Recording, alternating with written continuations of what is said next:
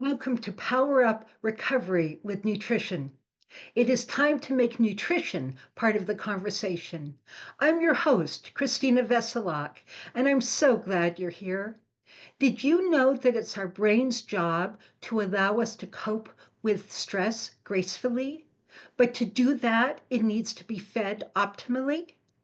Have you ever wondered why so many committed people relapse or maybe even die?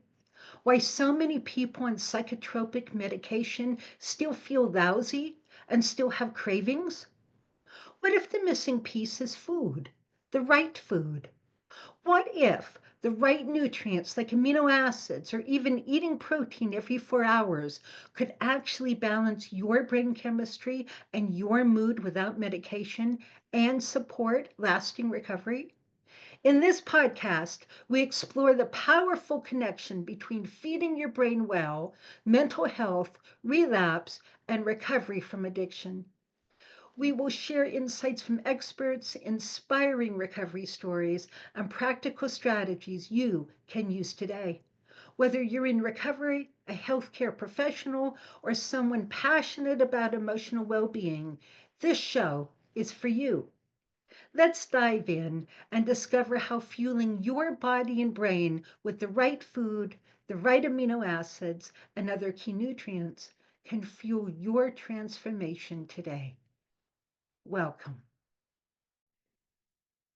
Hi, everyone. Welcome to the next episode of Power Up Recovery with Nutrition, where you get to hear people's own personal recovery journeys, whether it be from alcohol or cocaine or sugar.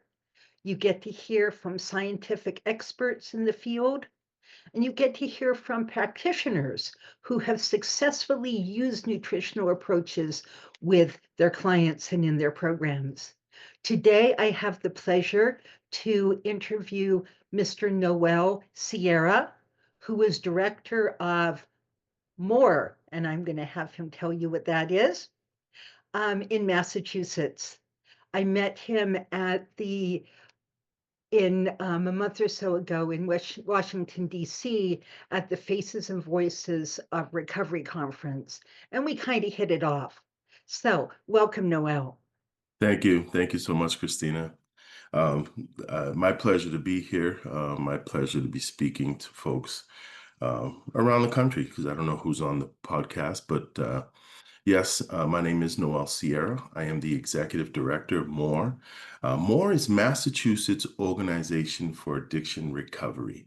We've been around for over 30 years in Massachusetts, educating the community about the value of recovery from alcohol and other addictions, but also collaborating with families and friends to create one voice in the recovery community. So yeah, thank you. Thank you for letting me be here today. Well, you're welcome. And you do a lot of advocacy work. Yes, absolutely. That's kind of the main focus that we do in Massachusetts with MORE. We have representatives that work for us.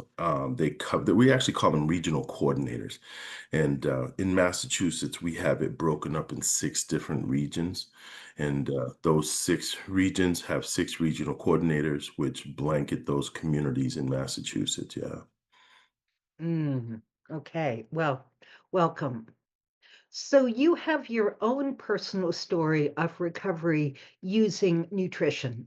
Mm, yes, absolutely. Absolutely. Um, In 2015, like I was sharing earlier, I had a doctor's appointment, and the doctor, asked me a pointed question. I had never been asked this question before, so when he asked me, it kind of threw me off a little bit. He looked at me and he said, "Wake or wedding?" And I thought about him sitting there going, That's a little like, can you explain that?" And I asked him, and he said, "Yeah." He said, "Wake or wedding? Would you want your daughter to see your wake, or do you want to see your daughter's wedding?" Because every time you go to the doctor's office, they know about your life, they know about your family, you have this relationship, if Hmm. you would, or like to think so. I don't know if it's still like that today, but in 2015, my doctor, he knew all about That's my nice. kids, my wife, and everything. So he asked me that question, and I never really had anyone put that question to me in that way. Um, and I sat in his office and I was just like, wow. And I kind of was like, dude, that was kind of deep, man. So like, you really got me thinking about this now. 2015, I weighed about 400 pounds. I was really a cheeseburger away from 400. So, I mean, I was up there.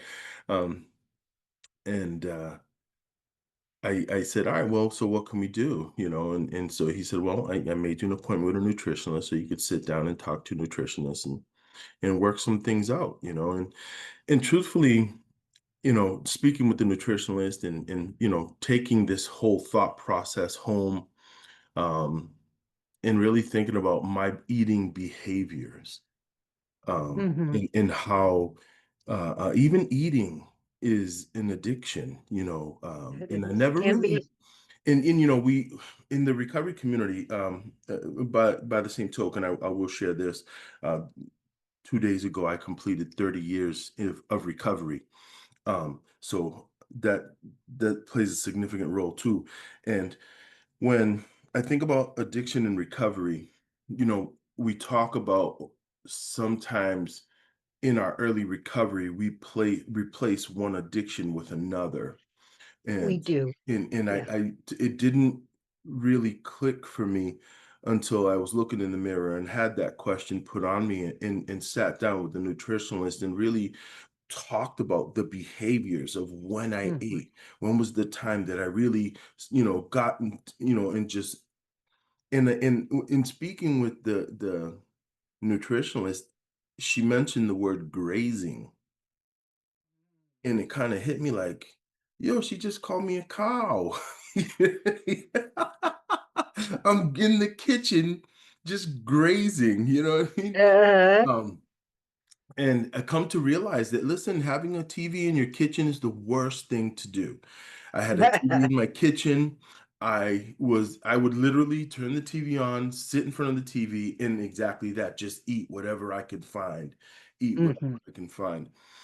Um, when I first started working in the human service field, I worked at a home for troubled teens. Um, So did I. Oh, yeah?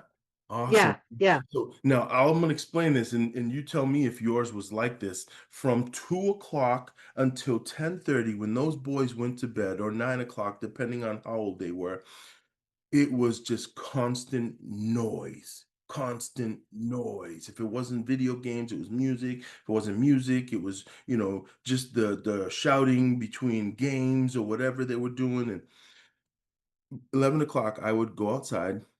After I clocked out, I'd go outside, sit in my car, and I would literally sit in my car without even starting it in utter silence for probably about 15, 20 minutes. Yeah. And Just to decompress. yes, and I had to just kind of sit there and breathe through, kind of process my day, whether it was good or bad or ugly. And then I had always had a 20-minute ride home. Hmm. And what I would do is I would go home, turn the TV on in the kitchen. I'd get home probably like 11:30, 11:40, almost 12 o'clock, midnight, and I would start grazing in the kitchen. Hmm. And it Yeah. didn't really dawn on me until I started talking this through, um, and realizing I was eating until I didn't wanna until I was full, and then turning up and going to bed, you know, Hmm. which became a behavior, oh, for about 5 years, 6 years, you know what I mean? This became this behavior. Whenever I got stressed, I found myself looking for food. Hmm. Whenever I got anxious, I found myself looking for food. Any When particular foods, Noel, that you would find yourself looking for? Oh, junk food, the quick and Yeah. easy stuff. There's the Yeah. Yeah. salty, the Just. sweet, Yeah. My wife had fruits in the refrigerator for the kids. It was not just for the kids, they were there, but I wasn't reaching for fruit. Who reaches Right. for fruit? We reach for the salty stuff, the stuff, you know what I mean? And so this We is what I do. did. We reach for the stuff that's actually been technologically designed to be addictive Mm. and to fire the pleasure center in our brain. They've actually researched this, Noel. Wow, look at and that. have designed snack food so that we're going to reach and reach and reach and reach to the point that it has been shown to be as addictive in the really technical use of the word as any of these substances that we usually think of. So you and lots of other people got sucked into Yeah. this. Yeah. Yeah, And so, the good thing about that is being able to recognize that behavior, you know, right? but That's the first step. recognizing it, not myself. I wasn't like, "Ooh, I'm eating when this is," had to sit down with a professional, somebody that know a little bit more about food than me. The only thing I Mm-mm. knew about food was Sure. nummy, nummy, nummy, nummy, nummy. You know what I mean? That's the Right. only thing I knew about food. It made, like you just said, yes, it made me feel good, you know? Um, so that's what I knew about food until I sat down with this person. She educated me. Hmm. Um, so we did. We made a plan. And I don't know if you know this, Christina. I am a Puerto Rican. My Hmm. family's from Puerto Rico. I'm first generation Puerto Rican, so I come here from with my family. Um, So actually, you have good food in your heritage. yeah, oh yeah, oh absolutely, yeah, yes. But here's the kicker, though: fried foods, right? Rice with every meal. Yeah. Yeah. Bread, with every breakfast. Um, so there is good food, but it's the choices of food that we make, Sure. And so, with the Spanish heritage, it's rice with every meal, you It know, is. Right. and come to realize that rice makes your stomach expand, and it was like, whoa. So sitting down with the nutritionist, we discussed removing. I stopped eating bread, pasta, and rice. Good. Um, Hmm. and after I stopped eating bread, pasta, and rice, I stopped consuming soda as well. And I'm telling you, we would buy a 2 liter and go through half that, maybe three-quarters of that 2 liter, my wife and I and our kids. And we Hmm. stopped that and we just started drinking more water. We really stopped drinking juices too, because juice has just as much sugar in it and it's just as Sure bad does. for you. It's bad for the teeth decay as well. So, we stopped doing that as well. Started drinking more water, started putting more vegetables like cucumbers in our water, lemon in our water. Hmm. Um, and then I was taught about looking at the ingredients on food packages. And I never realized how much junk is in our packaged foods. That's Um, right. all the stuff that, and what's interesting is all the stuff that this country allows into our food is a That's right. major problem. It is. Considering if you look at a package of Ritz in another country and you look at a package of Ritz in this country, they don't have half the ingredients or chemicals, I should say, in the Ritz crackers in other countries because other countries don't allow it.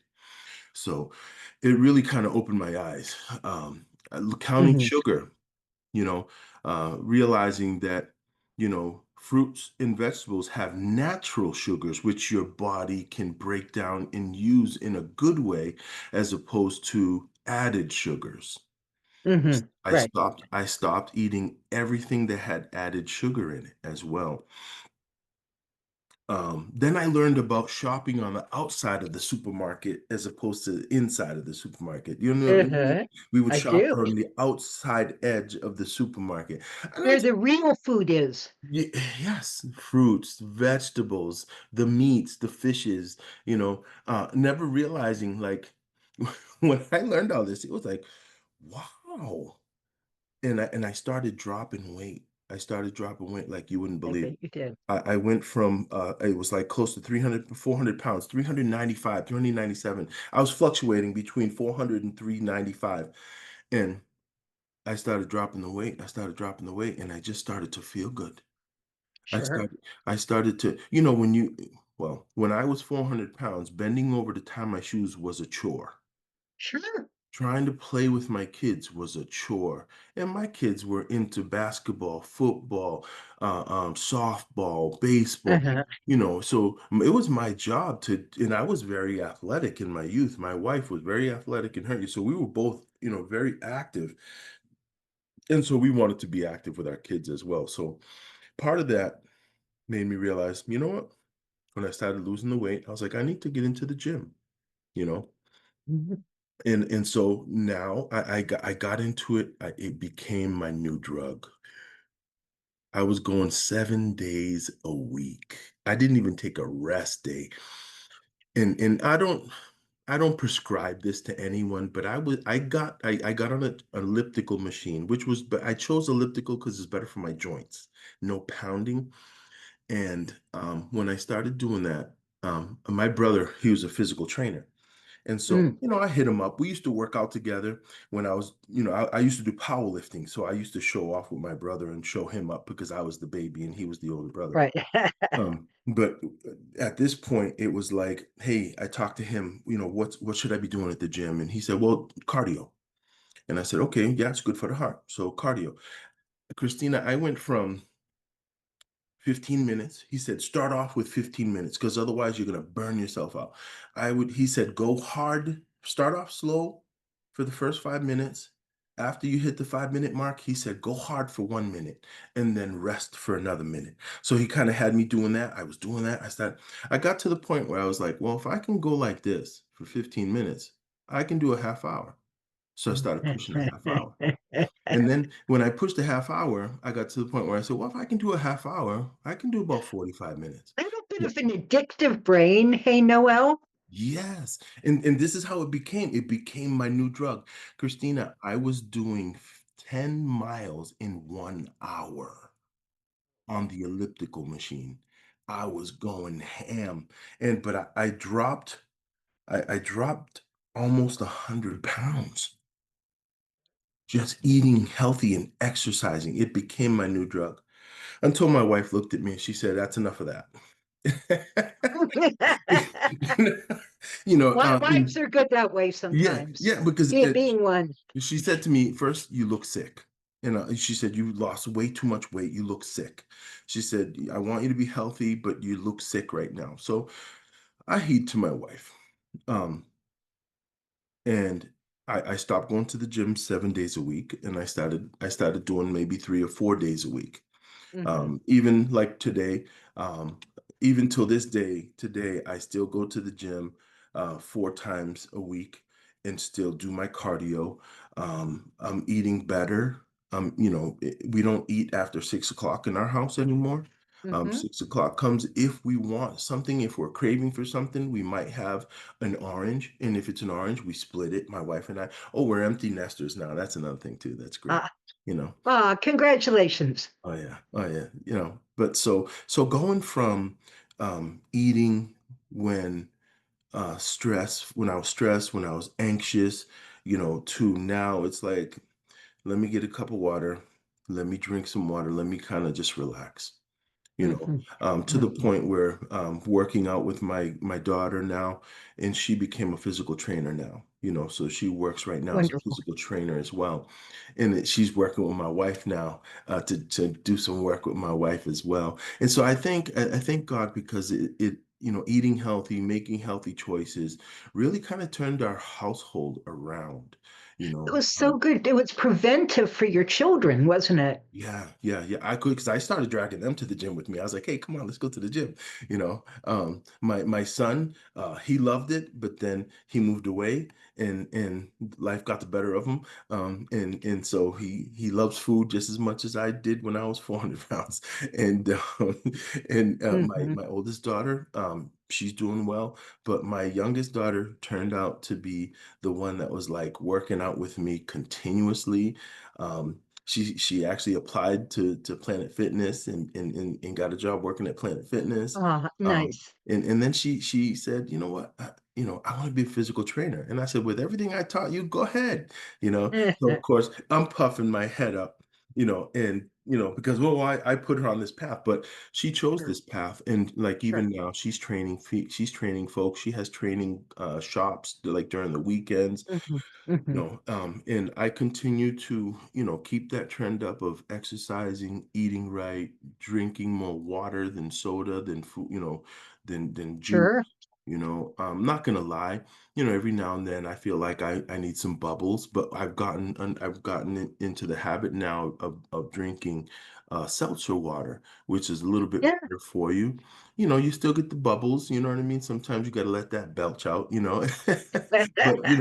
but not having all that sugar, not having that That's right. fructose corn syrup, not having those chemicals in my body that are gonna be doing me wrong, That's so right. that's And you're that's gonna live a whole lot longer and happier life. Mhm.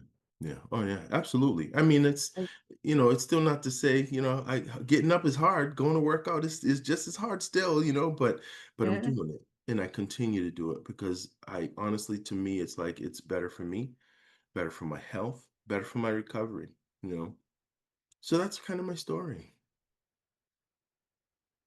what a really inspiring story. Thank you, Noel. Oh, I thank I you. Thank you, Christina. yeah, I appreciate that.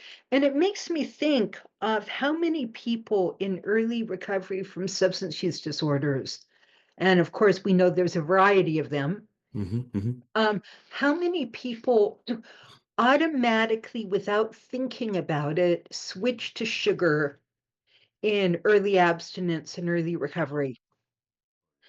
And there's actually very specific biochemical reasons for that because our neurotransmitters are depleted. Now, our neurotransmitters are the brain chemicals that allow us to cope with stress and allow us to go to sleep and give us energy and motivation and drive, right? When Absolutely. they're depleted, we're not happy.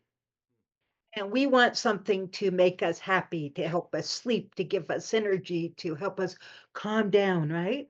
Yeah, And absolutely. if our brain can't make them themselves because we're not eating the right foods, because these neurochemicals are absolutely dependent upon what we put in our mouth, Absolutely. we're going to look for a substitute to fire those neurochemicals, not to make more, but to have more available in the moment so we feel better in the moment until we crash. Hmm. Hmm. So, right? So we have alcohol and THC and cocaine and a few other things. But we also then have sugar. We have over exercise. Hmm. We have sex outside of the boundaries we would perhaps prefer to keep it in, Hmm. right? We have gambling. Hmm. A lot of women actually get addicted to tanning beds. Come on. Actually died. I discovered this a couple of years ago that oncologists are up in arms because they can't stop their women with skin cancer from going to the tanning beds, Wow. Wow, and this is the first time I'm hearing that they one. die. Wow. Yeah, They're addicted to the tanning beds, huh? Wow. because of the changes in the brain from the radiation. Wow. Wow. Yeah. This is the So first time I'm hearing that one. Wow, thank you for you're educating me. I know when I ran across that, it was like, wow. Yeah. But and we know that addiction is characterized by continuing the use in spite of negative consequences, Yeah. Yeah. This and is that true. it's progressive and fatal, right? That's true. But going back to sugar, so many treatment programs allow or even encourage sugar. And people switch to sugar because sugar is as addictive a drug as heroin or cocaine. That's been Mm. proven over and over again. Fires the same neurochemicals, gives Wow. us relief, takes away our cravings. This Mm. is why in the big book, of AA, at that point they were recommending, chocolate bars for cravings, and Mm. the old AA sponsors would have, give their sponsees little bags of hard candy because Mm. sugar temporarily works to make a craving go away when Mm. your blood sugar has dropped, but then it comes back and it comes back.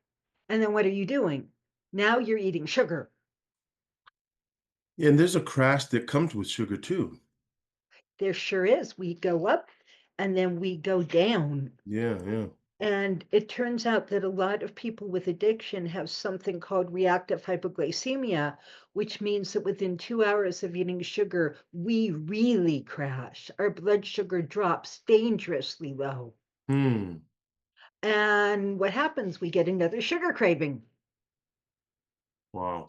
right? But in the same time, we also get adrenaline. Whenever blood sugar drops really, really low, either because you've gone too long without food or you keep on eating sugar, right? And your blood sugar Hmm. is doing this all day, adrenaline kicks in.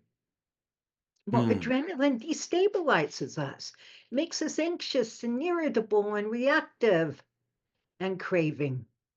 Wow. Adrenaline also takes away the part of the brain where our recovery skills are stored. And Come so on. becomes this vicious downward spiral. Wow. And you and so many other people got caught up in it because nobody told you that it mattered, Hmm. This is true. right? Nobody warned you that if you kept on this switching from the drugs you were using to sugar, that however many years later, you would be 400 pounds. Hmm. Oh yeah. Nobody warned you. Nope. Nope. This is And you true. see, this is why I wanted to have this conversation with you today, because people need to know that it matters. Hmm. This is true. It's true. It's absolutely true. You know, it makes a difference in your lifestyle. It makes a difference in how you live life, you know. Um, and even the idea of knowing, the amount of sugar that's in our food content, you know. A That's lot right. of It's people, really you know, surprising. yeah, a lot of people don't realize that, you know what I mean? There's some foods that have high content of sugar, and it's like even the replacement of sugar, Mhm. fructose, high fructose corn syrup, all the different kinds of uh, uh, um, what's the word I'm looking for? Substitutions for sugar too, uh, That's right. and that We some need of to them are lose our unhealthy. sweet taste. We Yeah, need to lose our sweet taste so that sweet becomes a treat rather than something we have to have all the time. and that's what it was like when I was a kid. And it's funny because like I remember a time when my wife we would have dinner and we always had to have dessert. Mhm. Always had to have dessert. And at one point it was just like, why do we always have to have dessert? You know, Yeah, it's like, why do we need that sugar after we have a good meal? yeah, Because it's something that we allow and we get comfortable with, that's right. you It know. becomes a habit, Yeah, yeah. And and so then habits can morph into full-blown addictions. absolutely. Yes, yes, yes. Absolutely. And you see, the Absolutely. same thing was happening when you switched over to exercise. You gave up Mhm. the sugar, but you still had depleted neurochemicals, Mhm. right? You still had what I call a starving brain. Mhm. And so your brain's looking for something to fire those neurochemicals, and exercise will do it too. Yes. But the problem is you were burning up all the good food you were taking in,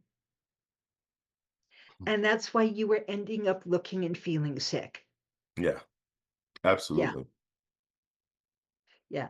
This is actually why I recommend a minimum of 20 grams of protein every 4 hours, Mm. because not only does it keep blood sugar really stable, it also starts feeding the brain the nutrients needed to rebuild the neurotransmitters. See, we can rebuild our neurotransmitters and cravings will go away. I can make a craving for anything go away with a high protein meal or purified food in the form of amino acids. Mm. Rebuild these brain chemicals, and that's actually why I think you got a copy of my book. But why I wrote this book, Eat, right? Which is all about using real food to stop cravings for whatever they may be. Yeah, absolutely. As opposed to eating processed food. That's right. as opposed to eating, the snacks that are real quick to grab off the shelf, you know, That's right. you know. That have no nutrient value at all. Our brains actually need specific nutrients to allow us to cope with stress. And the only way our brain's going to get those nutrients is if we eat them. Hmm. Absolutely. And if we don't eat them, we end up with starving brains, and our children end up with starving brains. It's interesting you say that because I used to, when I was taking certain classes, one of my professors, he would bring in a huge bag of mixed nuts in like cranberries and raisins and dates. Yeah, And he would real food. Yeah, and he would pass that bag around. There was probably about 20 of us in the class. It had a scoop in it, and he would give everybody napkins and said, you know what? Everybody take a scoop. This is brain food. So hearing that and hearing you say that, it actually, it makes sense because it's like you need certain foods that help fire up your brain, and get you thinking and get you feeling or get you out of the funk that you might be in because you might be hungry and want to grab a snack or grab some kind of a sugary snack, That's but right. eating something that comes with the natural sugars, the natural substances, that are better for you. Those are actually the better choice to make. Well, they are because they give your brain the nutrients needed. And I'm just excited for your kids because by doing what you did, you actually stopped the generational cycle of addiction. Mm, You just cut it off at its root absolutely. by getting your kids eating right, getting them exercising right, it just Absolutely.